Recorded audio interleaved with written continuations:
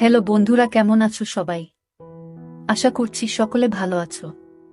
প্রিয় বন্ধুরা, আজকে তোমাদের জন্য নিয়ে এলাম আরও একটি নতুন গল্প। আশা করছি তোমাদের দাঁড়িয়ে যাবে, তাই ভিডিওটা শুরু থেকে শেষ পর্যন্ত দেখো। পরিমল সাহেবের ছোট সংসার। স্ত্রী ঝর্ণা এবং ছেলে জয়কে নিয়ে তিনি বেশ সুখে দিন কাটাচ্ছেন। পরিমল সাহেব উচ্চপদস্থ পদে চাকুরি করেন। তার বয়স ৫৬ বছর, স্ত্রী ঝর্ণার বয়স ৪৮ বছর, গৃহবধূ এবং ছেলে জয় ১৮ বছরের এক টবকবে তরুণ। জয়কে নিয়ে আজকাল পরিমল সাহেবের ভীষণ চিন্তা হয়। যা দিনকাল পড়েছে, ছেলেমেয়েরা তাড়াতাড়ি নষ্ট হয়ে যাচ্ছে। তিনি সারাদিন অফিস নিয়ে ব্যস্ত থাকেন, ছেলের দিকে নজর দেওয়ার সময় পান না। তবে ঝর্ণার উপরে তার আস্থা আছে। সে ছেলের সব খোঁজ খবর রাখে। মিসেস ঝর্ণা সারাদিন সংসারের কাজ নিয়ে ব্যস্ত থাকলেও ঠিকভাবে ছেলের দেখভাল করে। জয় নতুন কলেজে ভর্তি হয়েছে। ওর যেন নতুন জন্ম হয়েছে। নিজেকে অনেক বড় মনে হয়। তুষার জয়ের খুব ঘনিষ্ঠ বন্ধু। সে জয়ের সাথে অনেক আড্ডা দেয়, বান্ধবীদের নিয়ে অনেক ধরনের চিন্তা করে। তবে সবচেয়ে ভালো লাগে ভূগোলের ম্যাডামকে। জয় জানে ম্যাডামকে নিয়ে এসব চিন্তা করা অন্যায়, কিন্তু ওর মন মানে না। ম্যাডামের বয়স আনুমানিক ৪৫ বছর হবে। বেশ লম্বা। ভূগোল ম্যাডামের ক্লাস শুরু হবার আগে জয় প্রতিদিন কলেজের করিডোরে দাঁড়িয়ে থাকে, কারণ ওখানে দাঁড়িয়ে থাকলে ম্যাডামকে ভালোভাবে দেখা যায়। ম্যাডাম যখন হাঁটেন তখন তাকে দেখতে অনেক সুন্দর লাগে। আজকে জয়ের মন ভালো নেই। রাতে ওর স্বপ্ন হয়েছে। এটা জয়ের কাছে নতুন নয়, এর আগেও হয়েছে, কিন্তু আজ স্বপ্ন ভূগোলের ম্যাডামকে নিয়ে হয়েছে। স্বপ্নটা দেখার পর থেকে জয় কেমন যেন একটা অপরাধবোধে ভুগছে। সকালে ঘুম থেকে উঠে জয় বাথরুমে ঢুকল। পরনের লুঙ্গিটা বালতিতে ভিজিয়ে রাখল, একটু পর কাজের মাসি ধুয়ে দিবে। জয় ঠিক করল আজ আর কলেজ যাবে না। এমন সময় জয়ের মা ঝর্ণা জয়ের রুমে ঢুকল। জয়কে বলল, আজকে কলেজ যাবি না? জয় উত্তর দিল, না মা, শরীরটা ভালো লাগছে না। জয়ের মা বলল, কেন বাবা, কি হয়েছে? জয় বলল, না মা, তেমন কিছু নয়। জয়ের মা আর কথা বাড়াল না। সে বলল, ঠিক আছে, আজ আর কোথাও যেতে হবে না। টেবিলে খাবার দিচ্ছি, তুই খেতে আয়। ঝর্ণা ডাইনিং রুমের দিকে রওনা হল। জয় পিছন থেকে তার মায়ের হেঁটে যাওয়া দেখছে। হঠাৎ ওর মাথা ঘুরে উঠল, শরীরটা ঝিমঝিম করতে লাগল। অবাক চোখে জয় দেখল ওর মাকে। মাথার মধ্যে আবোলতাবোল চিন্তা জেঁকে বসল জয়ের। পরক্ষণেই মনে হল, ও এসব কি ভাবছে? ছিছি, নিজের মাকে নিয়ে কেউ কখনো এ ধরনের চিন্তা করে? জয় মুখ ধুয়ে রুম থেকে বের হল। তুষারকে ফোন করল। হ্যালো আন্টি, তুষার আছে? ওপাশ থেকে বলল, কে? জয় নাকি? জয় বলল, হ্যাঁ আন্টি, আমি জয়। একটু ধরো বাবা, ডেকে দিচ্ছি। একটু পর তুষার ফোন ধরল। কি রে জয়, কি খবর? তুষার, আজকে কলেজ যাব না, শরীর ভালো নেই। কলেজ ফাঁকি দিচ্ছিস কেন? চল না। জয় একবার ঠিক করল কলেজ যাবে। পর মুহূর্তেই ঝর্ণা তার চোখের সামনে ভেসে উঠল। না রে, তুই যা, আমি আজকে আর যাব না। ফোন রেখে জয় খাবার খেতে বসল। যতই চেষ্টা করছে মার ব্যাপারটা মন থেকে মুছে ফেলতে, ততই যেন আরো বেশি করে চোখের সামনে ভেসে উঠছে। জয় ঝর্ণাকে কিছু বুঝতে দিল না। ঝর্ণাও টের পেল না যে সকাল থেকে তার ছেলে ড্যাব ড্যাব করে তাকে দেখছে। ধীরে ধীরে ঝর্ণার চিন্তা জয়কে গ্রাস করল। দুপুরের দিকে জয় টের পেল আজ সারাদিন শুধু মাকে নিয়েই চিন্তা করেছে। এর মধ্যে মায়ের সাথে ১ ঘন্টার মতো গল্প করেছে। কথা বলতে বলতে সে চোরা চোখে মার উপর নিচ ভালো করে দেখে নিয়েছে। জয় ভাবছে ৪৮ বছর বয়সেও মা কত সুন্দর। মা বেশ লম্বা চওড়া মহিলা, ৫ ফুট ৪ ইঞ্চি লম্বা। একটা ব্যাপার জয়কে পাগল করে তুলেছিল। জয় নিজের রুমে শুয়ে মার কথা ভাবছে। যতই ভাবছে তত মার প্রতি এক তীব্র আকর্ষণে পাগল হয়ে উঠছে। মার গলা শুনে জয়ের চিন্তার জাল ছিন্ন হল। জয়, এই জয়। হ্যাঁ মা, বলো। আমি স্নান করতে গেলাম, কেউ এলে দরজা খুলে দিস। ঠিক আছে। হঠাৎ জয়ের মাথায় একটা দুষ্ট বুদ্ধি চাপল। স্নান করা অবস্থায় দেখলে কেমন হয়, কিভাবে দেখবে ভেবে পাচ্ছে না। হঠাৎ ওর মনে পড়ল, ওরা যখন এই বাসায় প্রথম আসে তখন মার রুমের বাথরুমে ফলস ছাদে পুরানো মালপত্র রেখেছিল।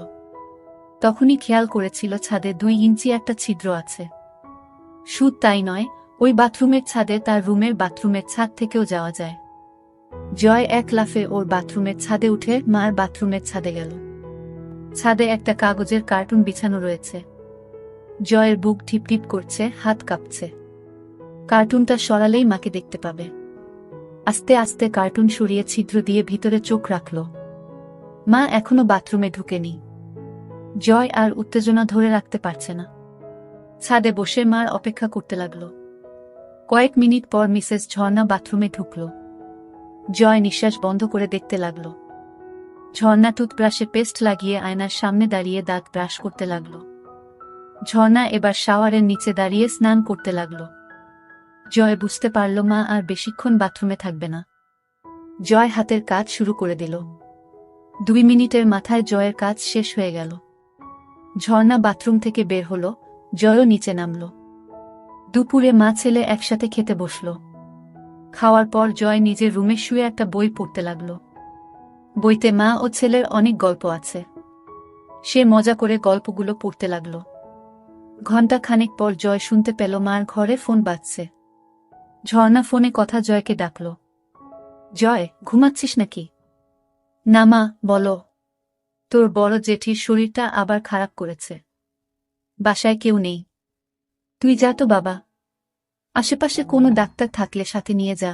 জয় ঝটপট রেডি হয়ে রওনা দিল। জয় পৌঁছে দেখে জেঠির শরীর যতটা খারাপ ভেবেছিল ততটা খারাপ না।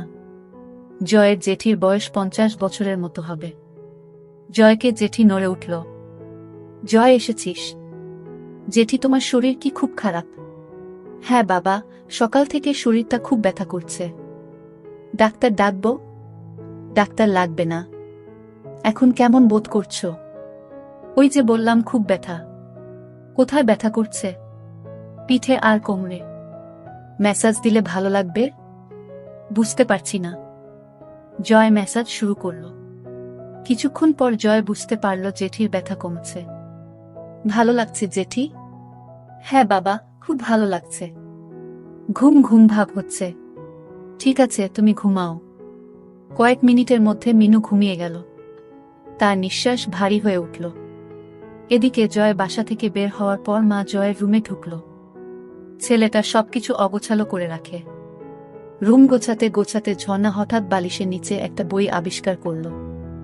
বই খুলে দেখে ঝর্ণার চোখ কপালে উঠে গেল, মাথা বনবন করে ঘুরতে লাগল। ছিছি জয়, এসব কি পড়ে? হারামজাদা, আজকে বাসায় আস। পিঠের চামড়া তুলে ফেলব। ছিছি জয় এত নিচে নেমে গেছে। এই বয়সেই এসব গল্পের বই পড়ে? কি মনে হাতেই ঝর্ণা পড়ার জন্য বই খুলল। পড়তে পড়তে তার 2 চোখ আবার কপালে উঠে গেল। ছিছি, এমন গল্প কেউ কিভাবে লিখতে পারে? পড়ব না করেও ঝর্ণা গল্পটা পুরো শেষ করল। গল্প পড়ে ঝর্ণা আর থাকতে পারল না। এক দৌড়ে বাথরুমে ঢুকে হড়হড় করে বমি করে দিল। মুখ ধুয়ে কিছুটা সুস্থ হয়ে বাথরুম থেকে বের হল। কথায় আছে, নিষিদ্ধ জিনিসের প্রতি মানুষের সবসময় আকর্ষণ থাকে। ঝর্ণার ক্ষেত্রেও এর ব্যতিক্রম হল না। সে ঠিক করল বইটা তার কাছে রাখবে। সব গল্প পড়বে।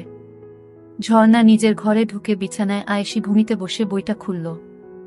বই পড়তে পড়তে ঝর্ণা টের পেল তার উরু বেয়ে একটা পানির ধারা পেয়ের দিকে নেমে যাচ্ছে। ঝর্ণা বুঝতে পারল ব্যাপারটা কি হচ্ছে। ঝর্ণা বুঝতে পারছে না জয়কে এই ব্যাপারে কোনো শাস্তি দিবে কিনা। বিকালে জয় বাসায় ফিরল। রুমে ঢুকে দেখে বইটা নেই। বাসায় মা ছাড়া আর কেউ নেই। তাহলে মা কি বইটা নিয়েছে? জয় প্রচণ্ড ভয় পেল। মা যদি বইটা নিয়ে থাকে তাহলে কি হবে? মা যদি গল্পগুলো পড়ে তাহলে খুব লজ্জার ব্যাপার হবে। সন্ধ্যার দিকে জয়ের সাথে ঝর্ণার দেখা হলো। কি রে, তোর জেঠির অবস্থা কেমন? এখন অনেকটা ভালো। মা ছেলের মধ্যে আরো কিছুক্ষণ কথাবার্তা হলো। ঝর্ণা রান্নাঘরে গেল। জয় তার রুমে এসে শুয়ে পড়ল। চোখ বন্ধ করতেই ঝর্ণার কথা ভাবতে লাগল। ওদিকে ঝর্ণা রান্নাঘর থেকে নিজের ঘরে যেয়ে বাকি গল্পগুলো পড়তে লাগল। বেশিরভাগ গল্পই মাছেলের নিয়ে। ঝর্ণা গরম হয়ে গেল। কি করবে ভেবে পাচ্ছে না। ঝর্ণা কি করবে? রান্নাঘরে বেগুন নেই। হঠাৎ মাথায় একটা বুদ্ধি এলো। ঝর্ণার মাথা খারাপ হয়ে গেছে, কি করছে নিজেই জানে না। হাতের কাছে মোম ছিল, সেটা দিয়ে সেদিনের মতো কাজ সারল। সন্ধ্যার পরে জয় আড্ডা মারতে বের হল। এই ফাঁকে ঝর্ণা জয়ের রুমে ঢুকল। খুঁজতে খুঁজতে বিছানার নিচে কিছু সিডি পেল। একটা সিডি নিয়ে প্লেয়ারে চালিয়ে সোফায় বসল। ঝর্ণা অবাক হয়ে দেখছে, আড্ডায় জয়ের বন্ধুরা মেয়ে ছাড়া অন্য কোনো কথা বলে না। জয়ের আর আড্ডা ভালো লাগছে না। এই মুহূর্তে মাকে দেখতে ভীষণ ইচ্ছা করছে। সে বাসায় চলে এলো। এদিকে ঝর্ণা শুয়ে তার ছেলের কথা ভাবছে। মুহূর্তেই আবার ভাবছে, ছিস ছিস, নিজের ছেলেকে এসব কি ভাবছি। ধীরে ধীরে জয়কে নিয়ে তার ভাবনা প্রখর হতে লাগল। পরিমল সাহেবের বয়স হয়েছে, এখন আর আগের মতো ঝর্ণাকে তৃপ্তি দিতে পারে না। কখনো কখনো ঝর্ণার চরম পুলক হওয়ার আগেই পরিমল সাহেব হাঁপিয়ে যায়। সব মিলিয়ে ধীরে ধীরে ঝর্ণার সমস্ত ভাবনা জুড়ে তার ছেলে জয় এসে পড়ল। রাতে ঝর্ণা ও জয় একসাথে খেতে বসল। ঝর্ণা আর চোখে লক্ষ্য করল জয় ড্যাব ড্যাব করে তাকে দেখছে। মাঝরাতে জয়ের ঘুম ভেঙে গেল। এদিকে সারা রাত ধরে ঝর্ণা ঘুমাতে পারেনি।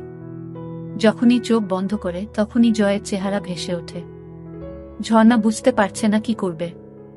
একদিকে ছেলের প্রতি নিষিদ্ধ টান, আরেকদিকে মা ছেলের সম্পর্ক। স্বামী তাকে যথেষ্ট ভালোবাসলেও তাকে সুখ দিতে পারে না। অবশেষে ঝর্ণা সিদ্ধান্ত নিল কাল দিনে জয়কে বাজিয়ে দেখবে। সে জয়ের মা। জয়ের মনে কিছু থাকলে ভয়ে সে সেটা প্রকাশ করবে না।